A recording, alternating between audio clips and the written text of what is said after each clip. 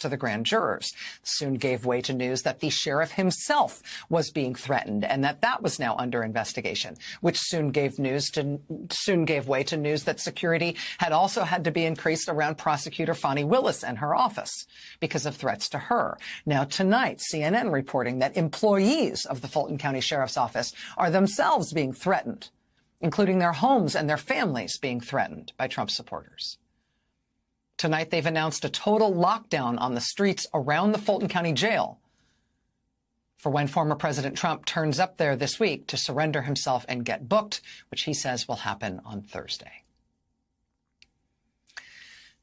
But honestly, at this point, do we really expect big street protests on behalf of Trump? I think we don't. I think we don't expect that. I think that dog has not barked. We don't expect big street protests on his behalf. We expect terrorism, or at least terroristic threats, like the ones that have been breaking out all over the country now, like heat rash. And so what do we do with that as a country? I mean, it's a wild context in which to be pursuing politics, but we are and we must. The first Republican presidential debate is day after tomorrow. It's on Wednesday.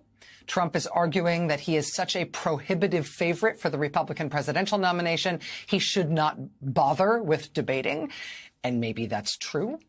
The NBC Des Moines Register Mediacom poll that's out today puts Trump up 23 points over his nearest rival in the key early state of Iowa. That's basically unchanged from the 24 points he was up in Iowa in the last big poll there, which was late last month. But at the same time, in that Iowa poll that's out today, the number of likely Republican caucus goers in Iowa who say that Trump has committed serious crimes is over 25%. The number of likely Republican caucus goers who say they have an unfavorable view of him is 1 in 3. It's 33%.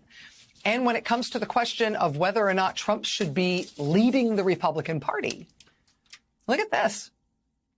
Well over 50% of likely Republican caucus goers in Iowa say either that Trump was a good president, but it's time to consider new leaders, or that the party just needs a new leader, one with better personal behavior and a different approach. You put that together, that's 57% of people who are planning on going to the Iowa Republican caucuses, 57% who say they want someone other than Trump to be leading their party.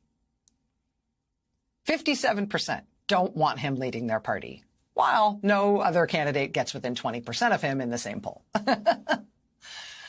What are Republicans doing here? How do you feel about this guy? What